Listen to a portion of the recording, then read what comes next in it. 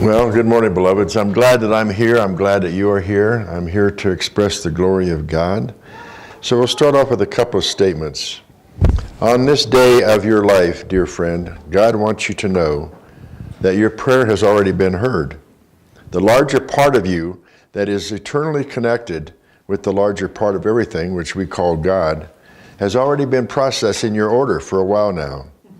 You don't have to speak it for it to be known. So the good news is today is that your perfect outcome is on its way for this Christmas season. Bless now what shows up in your life and embrace it with gratitude, because this is the beginning of the rest of your life. And it's a way to celebrate these holidays. Number two was the 13th century poet Rumi, who said, "You can accomplish 100 other things, but if you do not accomplish the one thing for which you were sent here, it will be as if you've done nothing." We could accomplish 100 other things. We could amass great wealth. We could demonstrate great authorities and powers, which has to relate to doing. But if we miss who we are to be and share our unique gift with the world, it is as if we have done nothing. So this day, beloveds, amidst all the doing, pause right now and take a deep breath inside and just be with Source inside. This day, say to yourself, may I know myself better and give myself to this world. I could accomplish 100 other things, but without this, it's as if I've done nothing. So, what a joy it is for me to be here every Sunday, and especially during this holiday season. Sunday before last, I talked about being the light, and we're going to expand on that a little bit more. I talked more about how to step more into the power of who we are, claiming ourselves as number one, and seeing the importance of who we are in our life, which is a part of expressing the light that we are. And it's also about that spark of light. I talked about that 2 weeks ago too. To feel that spark of light within you growing and joining hands to bring others into the light. So today's title, to continue that, is Rebirthing the Light Within. Here we are now in the midst of this holiday season, outside of the stress that we may be feeling, or a commercial part of shopping, Santa Claus, spending money, giving and receiving of gifts. It's also a wondrous time for more joy inside. We have been celebrating since the beginning of the month the Festival of Lights of Hanukkah, the celebration where the eternal light shines. We've been celebrating the light of Diwali from the Hindu religion, stating the proverbial wish for peace on earth. And we're moving into the Christian time of seeing Christmas lights all around, which is an important thing to look at metaphysically, by the way, and preparing the time for this birth or rebirth that's going to happen within us. So that's what I wish to share with you today, rebirthing into your light and life. Aren't we always attracted to the lights? Like the moths that flock to the outside of the lights, we always see the lights and we feel something about it inside of ourselves. What is it about these lights that we connect to? I believe it's because inherently we remember the light that's within us automatically. Metaphysically, this light is the symbol of intelligence, and we cannot affirm too often the statement that says, I am a light of the world. What does that mean? Let's start from source. In the Bible, in the beginning, it says, in the beginning was the Word, and in the beginning was the light, the pure bright light of the source, and that's all there was. And from that light, the darkness was conquered, not by doing anything, but just by being exactly what it was, light. That's what source was in the beginning, being itself, being the light. And that light was intelligence. It knew itself, as the statement that says, I am the light of the world. God said that, knew the truth of it. And because it knew itself with all of what it was, what it created was from its thoughts was all that there ever is and all that there ever will be. The universe, the planets, Earth, the jewel of the cosmos, the plants, the flora, the animals, everything we can think of, including you and everyone else, were created out of the desire and love of itself. How wonderful to remember that and to know that. And to think of the power of that love, that it desired to have other, what we call souls, expressions of itself, having all the qualities of what God has. That's who we are. And the intelligence and the knowingness to create out of its thought and its love. We do that as well. In the instance that our soul was born, we were being everlasting, pure love. Can you feel that inside? That's the truth of who we are. And because we have all the same aspects of Source within us, we can also affirm for us, as God did for itself, I am the light of the world. And in the beginning, when we were these beings of light, we were big. We weren't stuffed in these bodies yet. We knew it. We were souls created out of the mind and heart of God. And we experienced all of our being to the fullest. We knew the truth, not only about ourselves, but the truth of the universe. At that time, we knew how powerful we were, how to create what we wanted just by our thoughts. And therefore, we made only choices that were positive to us during that time. Then, we made the biggest choice of all, which was what? To come down into physical form.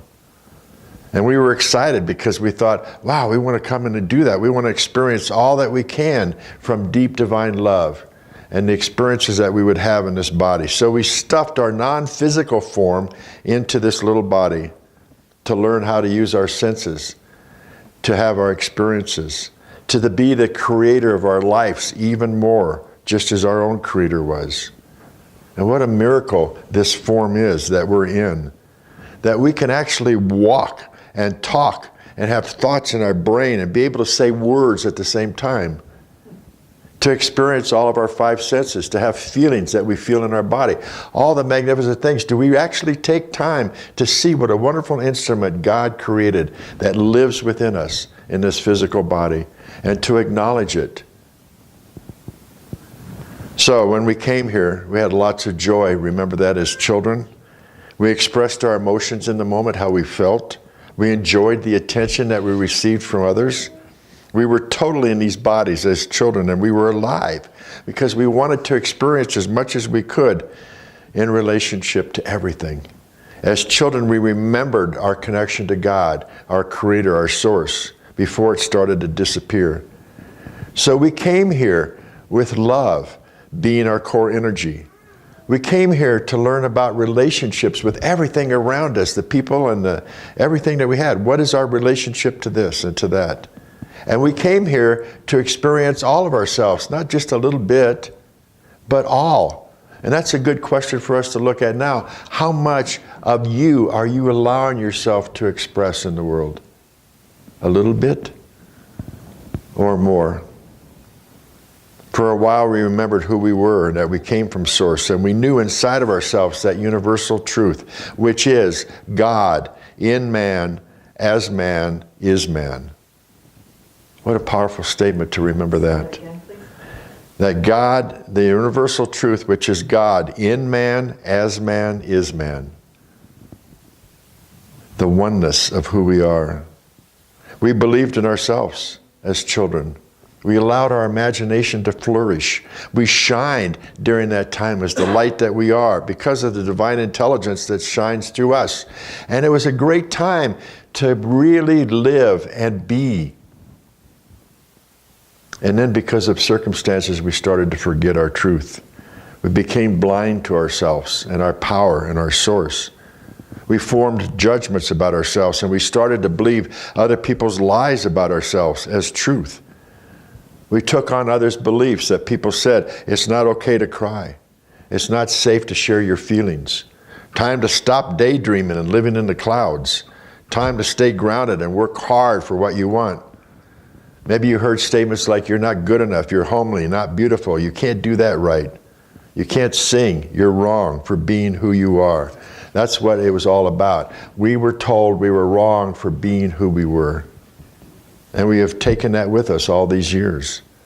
We learned the opposite of the truth of who you were, and therefore we began to live in fear, not love. And that's what we've been living most of our lives, separated from the inner power, separated from knowing for sure that you are an individualization of God. So you too, as souls, are still searching for the way back home, forgetting that God and home are right here. Heaven is right here. In our heart, that's where we want to be, first of all. And it's time to get back to the truth of who we are and the answers that were within us from God. Time to be reborn into the light that we are, to know the beautiful, bright light that we are and the wonderful blessings that we have within us from God. But even more blessed is to perceive the great and beautiful light in everyone else that you meet, to know the truth that you know in your side, yourself, and in everyone else. I am that. It's like if I looked and said, I am that, I am that, I am that, I am that, I am one. Feel that. And soon as we do that, the world will be filled with the bright light of the God and goddesses that we are. That's the truth of who we are. That's how the masters see us. That's how God sees us. And it's time for us to see that about ourselves. It's time for us to start being our truth and being what we're here for, to express that in the world. It's time for our rebirth, to let the light shine bright, the light of our intelligence, the light of our love, and how powerful and wonderful it is. You ready to take it on during this season? Let me share some truths with 10 of them to help you out. Number 1, it is the love from this planet that generates the energy that feeds God. God shares its love with us, and the more that we love ourselves and others, we feed God within us. Number 2, everyone must learn to love themselves, and the only way they can do that is to never dislike yourself for who you are. Do not have any negative thoughts at all about who you are and what you've done in your life. They're just experiences. Stop finding fault. Number 3, it's a time of awakening.